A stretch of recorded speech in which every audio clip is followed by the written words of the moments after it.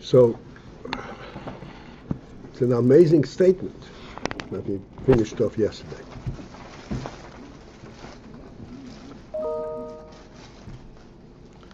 That the nefesh is described, is defined, is called nefesh hasichlis,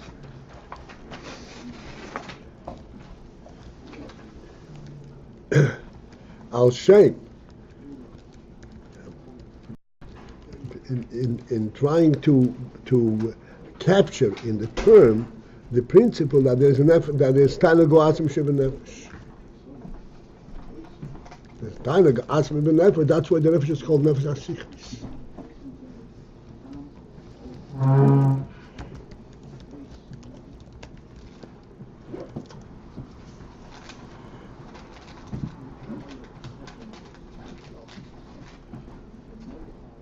Because, as we explained, Sichli and Tainug are the same inyan. They're not the same thing, they're the same inyan. They're the same, the similar message, similar statement.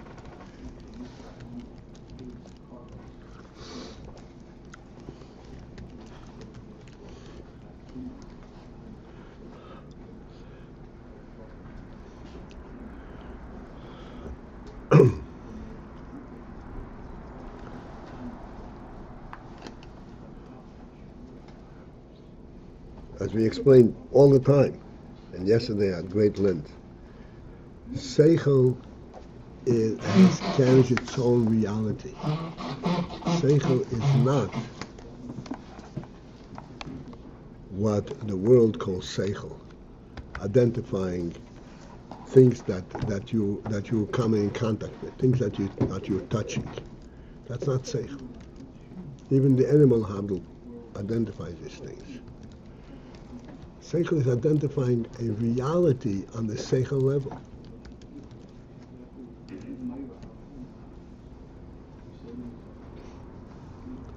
Like we say, you come into a simcha, you say it's a simcha. And the concept of a simcha is it's a general human concept. And then, when it's a chasana, you identify it as a chasana simcha. When it's a bar mitzvah, it's a bar mitzvah simcha. When it's a bris, it's a bris simcha. And all that is a derivative, is part of the essential recognition of a simcha. Every simcha has its content. This is the seichel element in that simcha. Simcha per se is an oineg element, is a nefesh truth. But along with that, there is all the fullest content in it. What creates that seichel? The oineg. What complements that seichel, that oineg? What makes it real? The seichel. That's why the nefesh is called nefesh hasichlis. What's that element of making it real? What? What was the element just said of making it real? The seichel. What's the meaning there? What is it about? What is the oineg about? It's not, oineg by itself wouldn't be sufficient, wouldn't be everything. Everything. Not just nothing. That's what I explained yesterday. There's a fine line between everything and nothing. Okay, so Tainuk has that, so Seichel's... And that's a sichli element. Everything is a sichli element. Sichli, in other words, you don't have everything unless you're able to identify. Oh, is this making it real is sort of bring it into consciousness, No, bringing it into consciousness, that is the gili of the seichel. But this sichli is inherent in the oineg. Not consciousness. Consciousness is much lower than that. But we don't want to say defining either. We say Seichel's defining this oineg or no? Making it real? No. Seichel, Seichel is giving it content. There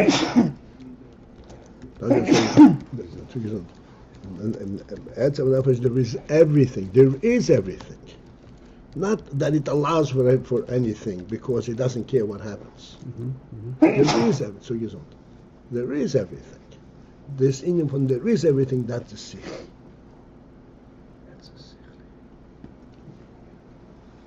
There is everything's not Tainuk per se, that's Sichli already? That's a Sichli. That is the Sichli. It is Tainuk.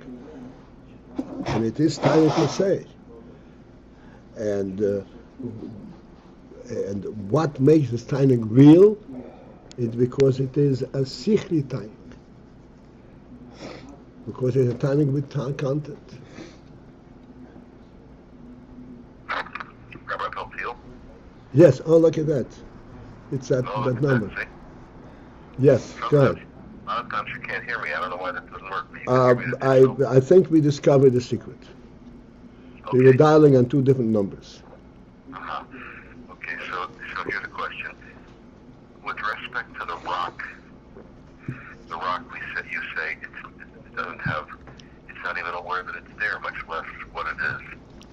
So there you use the word aware, and that's the sichli element. But if you don't want to use the word consciousness, what's the difference in English? Awareness and consciousness mean more or less the same thing. No. Here we see that. Well, in reference to the rock, we're just pointing out that it's not even aware. There is nothing to it. We are not being very precise about the rock. We just want to make it clear that the rock is not an atzmi. An atzmi means that it is true in and of itself.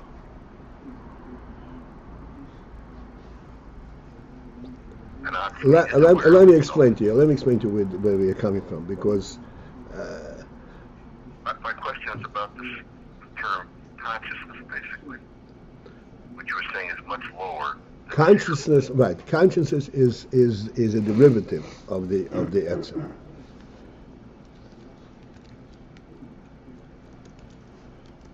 When we are walking, we are conscious of walking, and we are conscious at that time that there are two different places we can be in.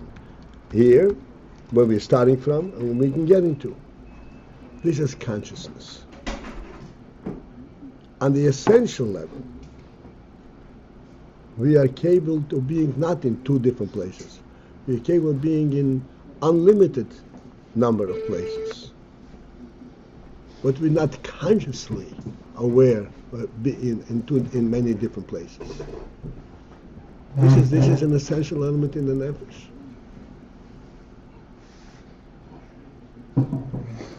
If we would be consciously in all the places where we're able to do, we would lose consciousness. But with all the places, that's sichli. That's what we're talking. That's. That's the emphasis. Called everything. The chokhmah there is everything. Did you once explain that Tainug is the infinite that's above the everything? It's right? I mean, there's no. That is above a lot. It's above the many. There's no where Seichel has everything. Seichel has everything. The reason Seichel has everything is because Seichel is relating to the Oynek, is defining the Oynek. That's why he has everything. Everything is not a conscious thing. Everything is not a presence. A presence is a lot. Everything is not a presence. But Tainug is even above everything, right? That's why Seichel is what's given. I thought this is what, or is that not true? Yes, and no. Tainug is above everything. But if this tainik would be without seichel, then it's not a real tainik. So the two, they go together. They go together. That's what he's saying. Seichel, this in irech.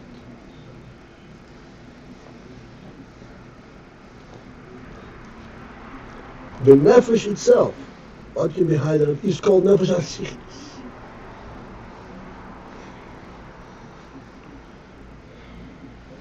Because, the nefesh is an atzmi, but it's a true atzmi. It has everything.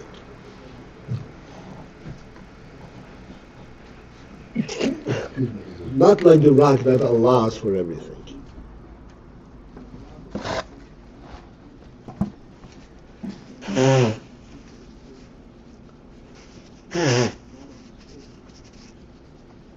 Let me clarify something about the rock.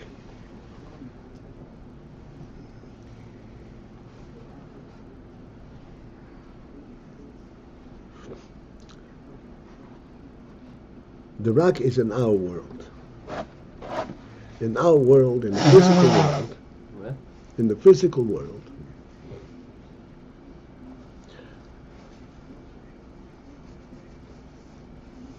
everything is viewed from a functional level.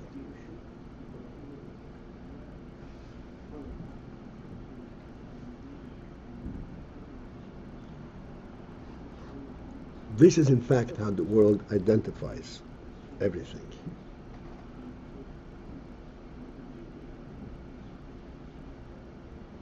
What makes things be? What is a definition? How does physics define a physical presence? Anybody know? Takes up space. It's taking up space. What does that mean? It's taking up space. Taking up space means that in the space where this object is, nothing else can come in. In itself, it's not taking up space. It's not defining its own presence. It's defining its presence relative to other objects. This is the metzius of our world. There is not an essential truth. It is all relative to other things. A rock, we say, in our world it's called, this is the basic presence. This is what they're looking for. What's the basic unit of matter? What does it mean, basic unit of matter? Basic unit of matter means that basic unit of matter that you can use for anything. This is what a rock is. Relative to other things, you can put a rock a rock wouldn't complain. You put it in a wall, you put it in the water, put it any place, it remains a rock.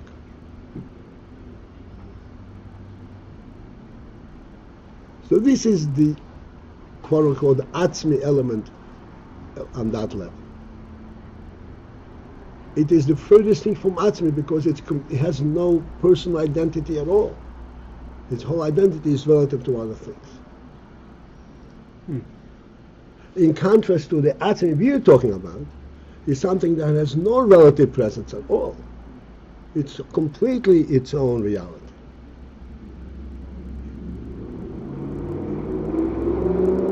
Relative presence, it's pshitus, it doesn't say anything.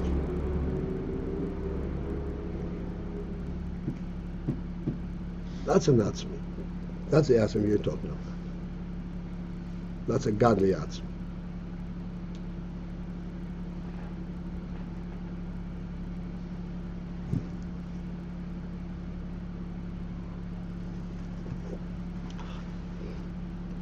In the world, when you identify something, what can it do? What can you do with it? That's identification. In godliness, we say the opposite. The Rebbe created the whole world. Is that what the Rebbe is? He creates the whole. No, forget it. This is not what he is. This doesn't identify him at all.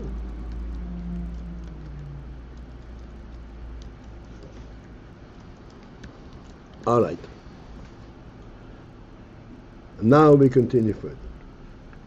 Okay, so we are towards the bottom of the page, Lamed Daled. As a matter of fact, we're like 7 lines from the bottom. The line begins with the word Dover.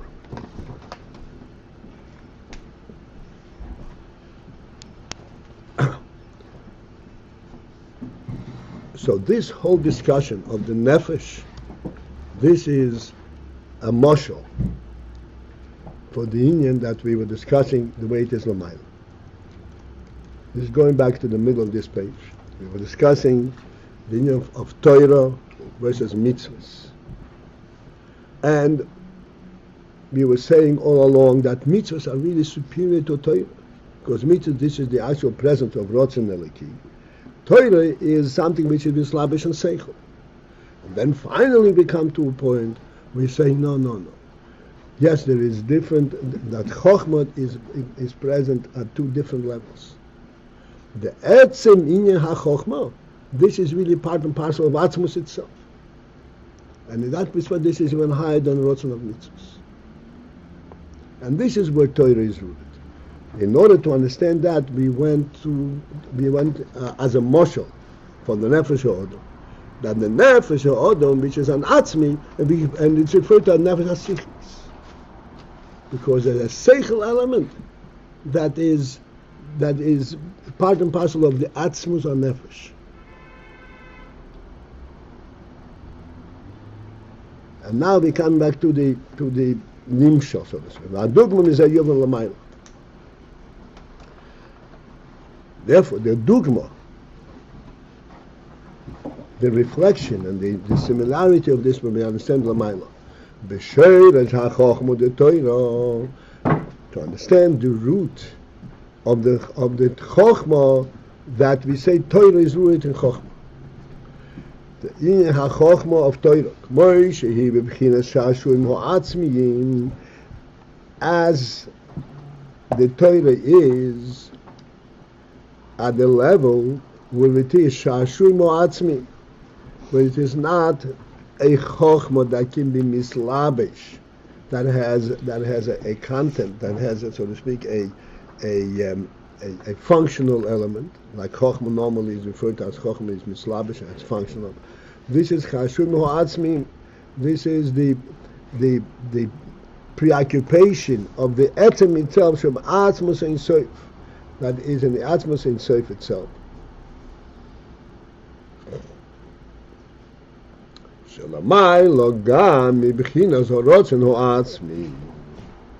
That is above even of that Bechina, it's called Rotzen Atzmi.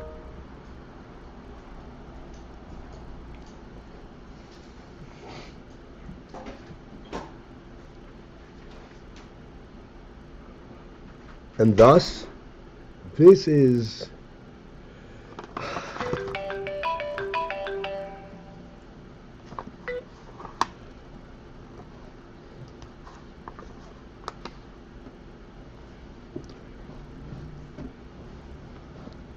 to understand what we're talking about, what we're pointing out. Yes, surely the Moshe from the Nefesh HaOdom. When we say Nefesh HaSichlis, we do not mean the functioning seichel of the nefesh. We're talking about the nefesh itself, as it is unto itself, not as it expresses itself to anything else. It's called nefesh hasichlis, because that, so to speak, is the truth of nefesh. The truth of an atzmi is that it's sichli. Similarly, is l'mayla. Kashur mo atzmi shebi atzmi saying so. This is a rotzen atzmi, a rotzen.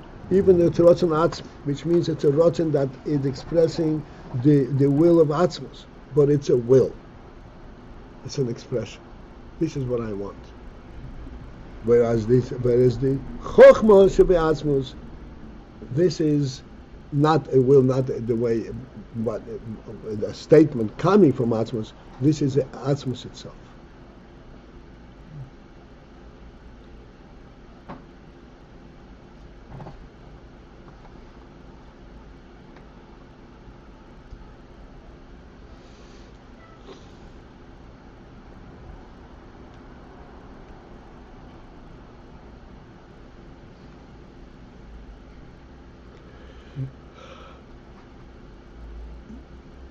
In our discussions, and we have this now classic illustration of the principle of the etzem, is like with the host and the guest, where any interaction between the host and the guest is provided in the meal. Any interaction. And yet we say, no matter what the host will do for the guest in terms of accommodations, it is totally empty if not for the presence of the host. This is the union of Torah. Torah brings the Atmos itself. Mitzvahs tell you what Atmos wants you to do. And you are connecting and you're fulfilling it. But the presence of Atmos, then you still remain just a presence in the world. You still remain a separate entity. In mitzvahs. In mitzvahs. It's like the mitzvahs like the meal. Mitzvahs is like the meal.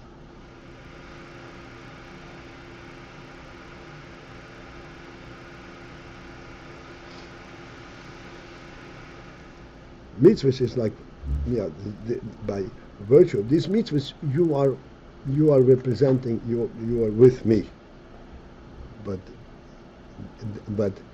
with me means with my will, not myself. How do you connect to the self? This is a completely different thing. This is the chokhmah, because chokhmah is the self. Now, Zeh Omar, and this is what the Gemara is referring to when it says, Hamoir shebo machzir lemutov. Hamoir means the luminary, not the oir. The luminary element, the actual presence of the Etzem itself, as present in Torah, this is machzir lemutov. This is what brings him back to God.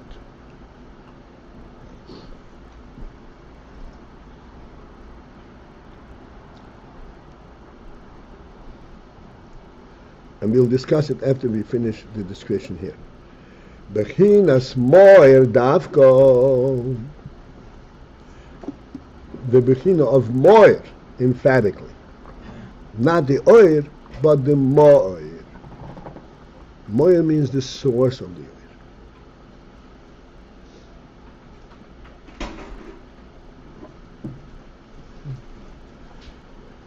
This we'll discuss in full detail in Mitzvah. The Torah oir, just let's go through. Don't keep it in mind, and we will discuss it in Mitzvah. The Torah oir, that Torah is called oir. Zehu kmei sheba bebchinas chochma v'tam. This is the Torah as it comes, which means it's mislabesh in chochma v'tam. In a defined chokhmah, and a tam and in a taste, in a meaningful manner. But the moir itself that's contained in Torah, zehu k'moy she'haTorah hi b'atzmos ein sof mamos. This is as the Torah is within atzmos ein sof itself, not as it expresses itself. She'bechinas shashuim atzmi. The preoccupation of the Atzmis itself, the way Atzmis itself is involved with Torah. Vehi machzir lemuto, and that is what brings him back to good. Sheyesh b'koyach haTorah, which means that it is within the koyach of Torah lahapoich, to transform gam choshech, even darkness le'oyer to light, vera and evil le'toiv to good. It's a completely different phenomenon. Rabbi Paltiel? Yes. Hello? Yes. Could you move the phone a little bit closer to you? Your voice got softer in the last few minutes. All right. Possible. I will try. How is it now? Yeah, that's better. Okay. That's better.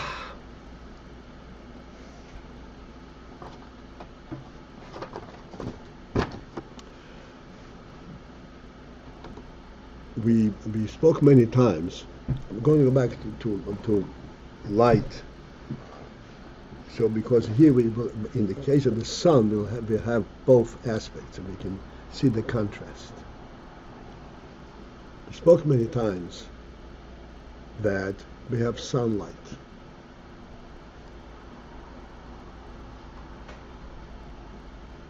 On a functional level, sunlight is light that emanates from the sun. Actually, it's it's generated. It's energy, so to speak, generated from the sun, from the heat of the sun. And that energy journeys through millions of miles, and it comes into our world, and because of the energy, because of its power, it is deflected from the physical object and we're able to see. It comes light.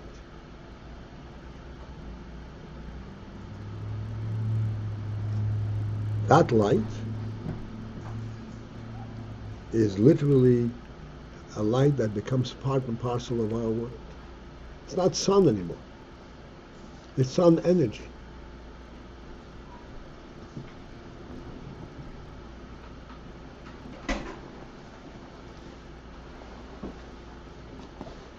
And that energy can be actually duplicated. You can have a fire. It's not the same intensity, the same power and purity as the sun, but nevertheless you have a fire that also produces energy and can illuminate. But sun has a unique position as a moir, as a luminary. It doesn't just give oil, it gives a luminary, a source of oil. And this is what we explained many times. There's a difference between light and day. It's a pasuk in the Torah. Vayikra Elokim la'oir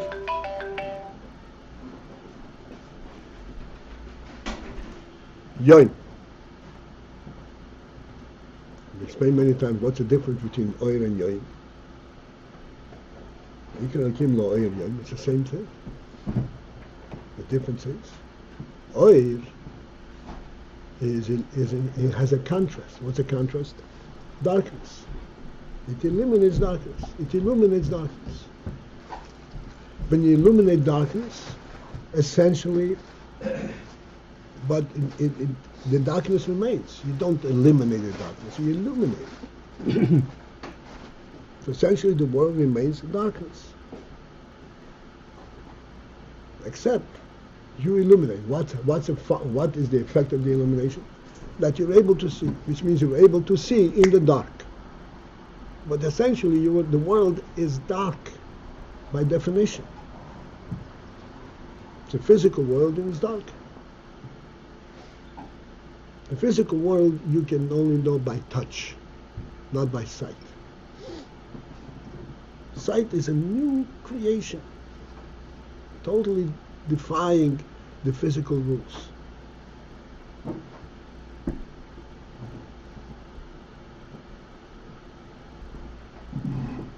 So, this is light.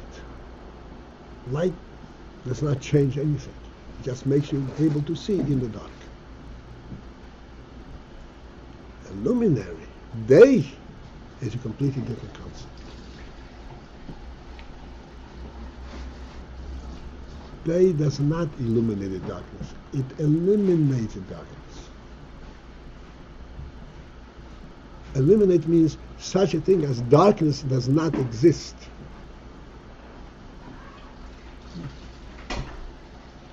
Where does that come from?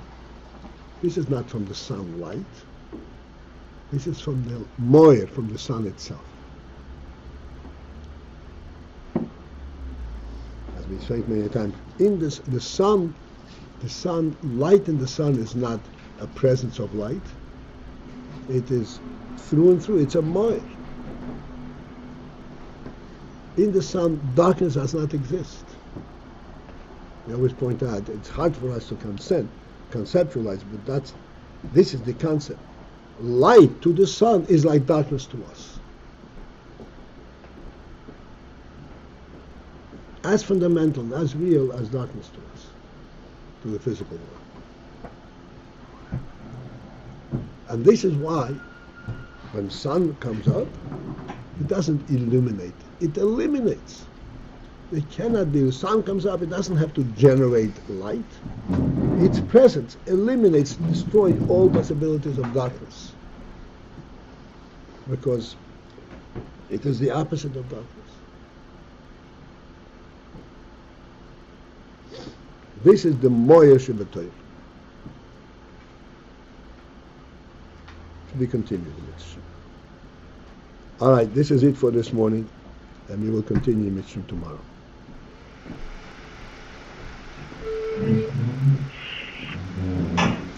And this is higher than Shuvah also. You said that you said that it's a different Inyan, right? The Mar Shabbat Machzir al Mutar. Right. Right. This is the the power of Torah itself. It's interesting. We had these concepts that we're talking about now right on the first page. What? Right on the first page of the Maimer, where he's talking about the Ratzon for mitzvahs being Makor Chayim, and then Shuvah reaching to Imcha Makor Chayim. Where the Ratzon, in other words, right on the first page, we're talking about the difference between the source of mitzvahs being Makor Chayim, but Shuvah reaching to Imcha Makor Chayim, but this is even higher. This is even higher than that, because this is Torah.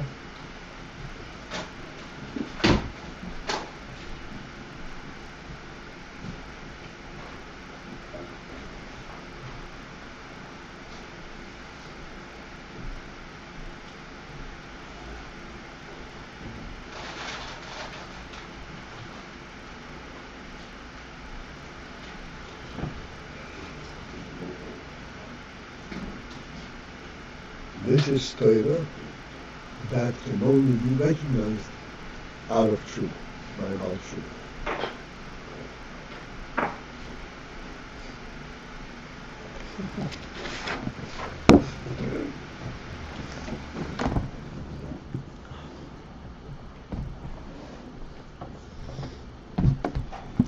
This is Torah I can recognize only from darkness. Is that why our class is called Watching?